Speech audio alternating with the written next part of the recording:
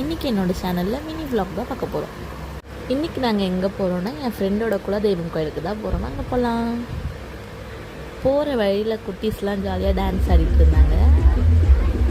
அதெல்லாம் ஜாலியாக பார்த்துட்டு அப்படியே போயிட்டு இருக்கோம்.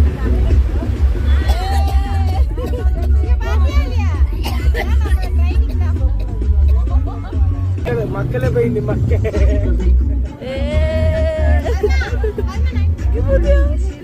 அதுக்கப்புறம் நாங்கள் தளபதியோட வைப்பில் இறங்கிட்டோம்.